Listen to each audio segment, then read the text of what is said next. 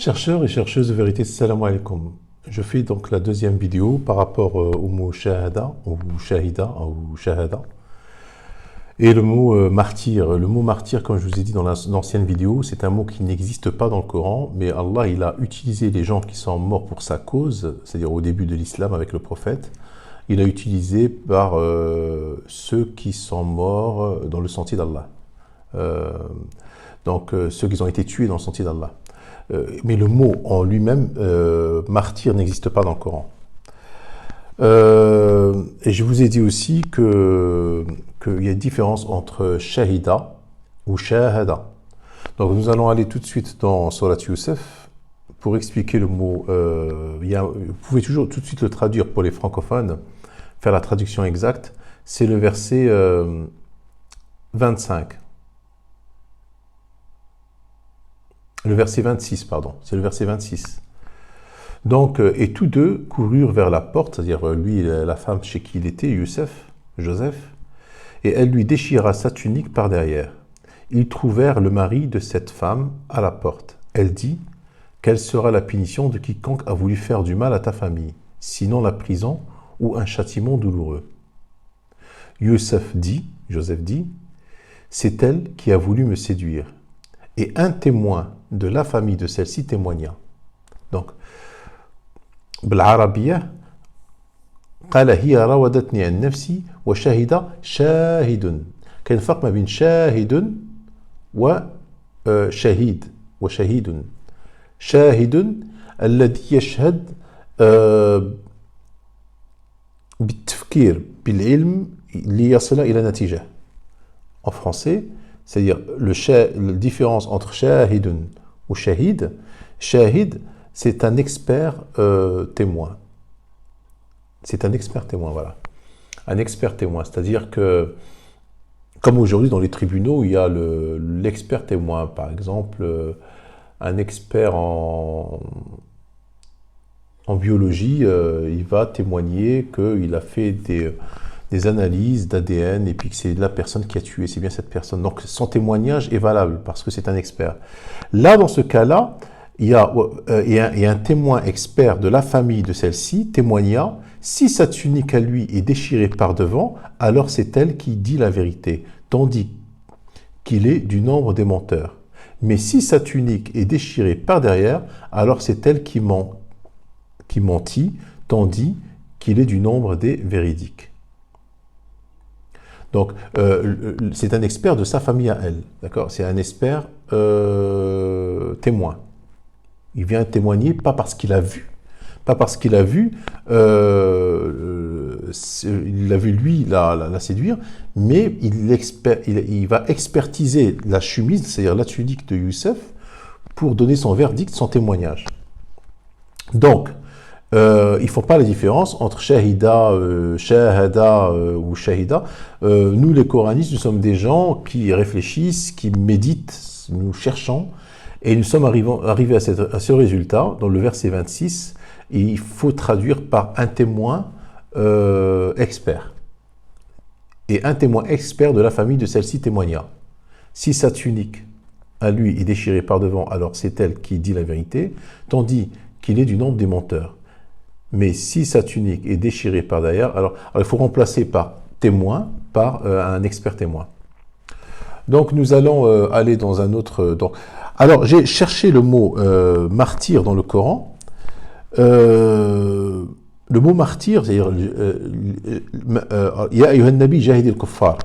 Wa man jahada fa innama jahidu li nafsihi. Wa man jahada fa innama Ya ayyuhan nabi jahid al-kuffar wal munafiqin waghlud alayhim. J'en ai trouvé 25. Donc, et tous, sans exception, il y a un ou deux versets où ils ne parlent pas de guerre. Mais tous, ils parlent de guerre et à l'époque du prophète. Par exemple, quand il dit « Ô prophète, lutte contre les mécréants et les hypocrites et sois dur avec eux », dans un autre verset, il te dit « Ô prophète, ceux qui ont émigré et qui ont lutté dans le sentier d'Allah », donc il parle des contemporains du prophète. Donc le mot djihad, à chaque fois qu'il a été prononcé, les 25 fois, donc c'est dans Surat al-Ma'ida, c'est dans Surat al-Anfal, Surat al-Tawbah, Dans Surat At-Tawbah, il y en a 1, 2, 3, 4, 5, 6, 7, 8, 9, 10 fois, même plus. Après, il y a Surat Al-Imran, aussi, c'est une Surat Al-Nisa aussi. Le seul fois, c'est dans Surat Al-Ankabut. Dans Surat Al-Ankabut, l'araignée, le verset, là, il ne parle pas de guerre. Comme je vous ai dit dans la première vidéo, le djihad peut être aussi la lutte contre le mal, c'est-à-dire tu luttes pour faire le bien. Allah, qu'est-ce qu'il dit Allah dans le verset 6? Le verset 5, on commence par le verset 5. On va commencer au début, tiens, parce que c'est le verset 6, on va commencer au début, on va lire en intégralité. Alif Lam Mim, est-ce que les gens pensent qu'on les laissera dire « nous croyons » sans les éprouver? Certes, nous avons éprouvé ceux qui ont vécu avant eux. Allah connaît ceux qui disent la vérité et ceux qui mentent. Ou bien ceux qui commettent des méfaits, comptent-ils pouvoir nous échapper? Comme leur jugement est mauvais. Celui qui espère rencontrer Allah, le terme fixé par Allah va certainement venir. Et c'est lui, l'audient, l'omniscient. Et quiconque lutte, alors c'est là où c'est-à-dire quiconque fait le djihad, quiconque lutte, ne lutte que pour lui-même, car Allah peut se passer de tout l'univers. Donc, tu luttes que pour lui-même, tu fais le djihad pour toi-même. C'est-à-dire que en faisant le bien, en évitant de faire le mal, donc tu fais un djihad. Donc le djihad, aujourd'hui, le djihad, même dans la langue française, a été transformé par une guerre sainte. On dit dans la télévision, quand on parle djihad, on parle d'une guerre sainte.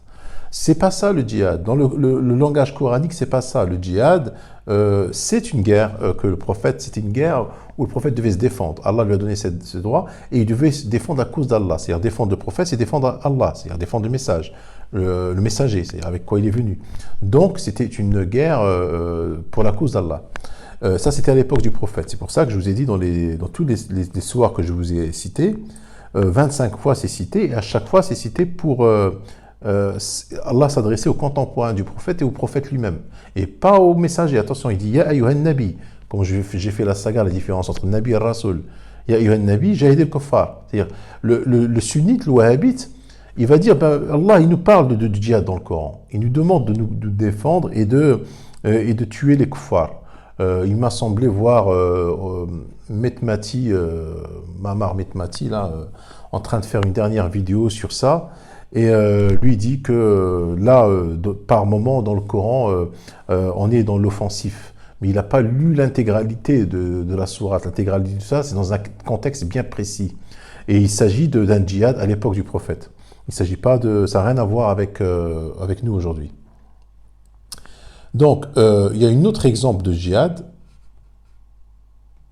Il y a un autre exemple de djihad où Allah te dit, nous l'avons, donc le verset 50, Surat Al-Furqan, nous l'avons, c'est-à-dire le Coran, réparti entre eux afin qu'ils se rappellent.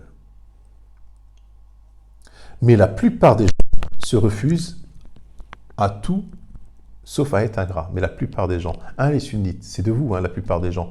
Qui est la plupart des gens? Est-ce que c'est nous? Nous représentons 5%.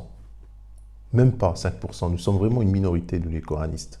C'est qui la plupart des gens? La plupart des gens, c'est les sunnites. Vous êtes 80, même plus que 80%. On va dire 15% de chiites, 80% de sunnites, et dans les 5%, il y a les coranistes, les ébadites, vraiment les petites minorités, quoi. Donc Allah, il te dit, alors le verset, il est clair. Mais la plupart des gens se refusent à tout sauf à être ingrats. La plupart des gens, c'est la plupart des gens. C'est-à-dire la plupart des gens ne suivent pas le droit chemin. Alors, qu'est-ce qu'il te dit par la suite? Or, si nous avons voulu, nous aurions certes envoyé dans chaque cité un avertisseur. Obéis donc, n'obéis donc pas aux infidèles, c'est-à-dire le kafirin. Je vous ai expliqué c'est quoi un kafirin. Kafirin, ce n'est pas les juifs et les chrétiens, c'est bien les gens que la révélation leur soit parvenue et ils la rejettent par la suite. Et avec ceci, le Coran lutte contre eux vigoureusement. Jahidhum bihi jihadan wa jahidhum bihi jihadan. Donc le djihad, pour moi, il a trois formes. Il y a trois formes.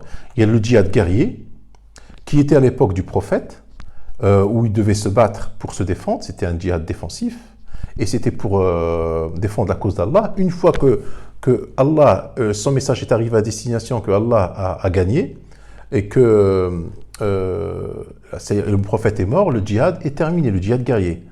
Après, il y a eu des gens assoiffés de pouvoir qui se sont servis du Coran justement pour détourner et pour manipuler les gens et puis continuer ce djihad. D'ailleurs, aujourd'hui, les Européens, même les Français, nous accusent, nous, les musulmans, d'avoir, comment dire, fait régner cette religion par l'épée, par la guerre. Quelque part, ils ont raison, parce que tout de suite après le prophète, c'est ce qui s'est passé. Mais à l'époque du prophète, c'était défensif, c'était une guerre défensive. Ils n'avaient pas le choix. Allah leur a donné le droit de se défendre, même il les a obligés de se défendre. C'était une guerre défensive. Ça n'a rien à voir avec la guerre offensive qu'il y a eu plus tard. Parce qu'après Muawiyah ibn Abi Sufyan et les gens après lui, ils sont partis prendre des richesses. Par exemple, l'Iran, c'était un empire très riche. Ils avaient beaucoup de richesses. Et c'était leur richesse qui les intéressait. C'était pas étendre l'islam. C'était pas l'islam qui voulait étendre. C'était les richesses. Bon, on va pas rentrer dans l'histoire. C'est une autre... voilà. Donc le djihad, après il y a 3 formes. Donc j'ai dit le djihad, il y a le djihad guerrier à l'époque du prophète. Le deuxième djihad, c'est le djihad que tu dois faire avec toi-même. C'est-à-dire que... c'est-à-dire que tu fais... tu t'efforces à être bon. Voilà, tu t'efforces à être bon.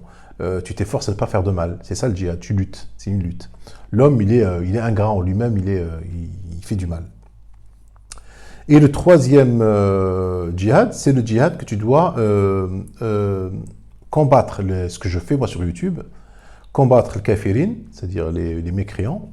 Le kafirin, pour moi, ce sont ceux que la vérité leur soit parvenue, et ils l'ont rejeté, ils ont suivi autre chose. En l'occurrence, pas que les sunnites, il n'y a pas que eux. Hein. Eux, ils sont majoritaires, mais il y a d'autres. Hein. Les chiites, les bardites, il y en a d'autres. Mais ils sont vraiment minoritaires, les autres. Fala tuti' al-kafirin, c'est-à-dire n'obéis pas aux infidèles, aux kafirin.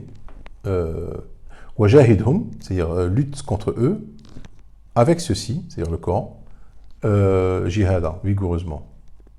Voilà.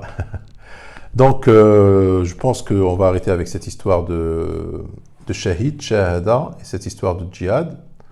Et puis, j'ai remarqué que dans les commentaires, il n'y a que des hommes qui font des commentaires, et que les femmes, elles ont gardé encore cet héritage sunnite, où la femme, elle doit rester derrière, toujours à la maison, cachée, machin et tout. Nous, dans notre religion, je veux dire, coraniste, il n'y a pas de distinction, je veux dire... nous ne sommes pas sexistes, nous ne sommes pas machistes, nous ne sommes pas... cet héritage, il faut le laisser derrière. Quand on devient coraniste, quand on adhère à la croyance, l'homme et la femme, ils sont égaux. Donc moi, j'ai remarqué que les femmes sont complètement absentes dans les commentaires, il n'y a que les hommes qui... Et moi, j'ai pas envie que ma chaîne soit une chaîne machiste, vous voyez ce que je veux dire? Il faut qu'il y ait cette mixité pour nous différencier justement des sunnites qui sont très machistes, où la femme elle vaut rien, où la femme elle est inférieure, elle n'a rien à dire, elle doit être obéissante et ainsi de suite. Donc nous on est différents. Salam alaikum.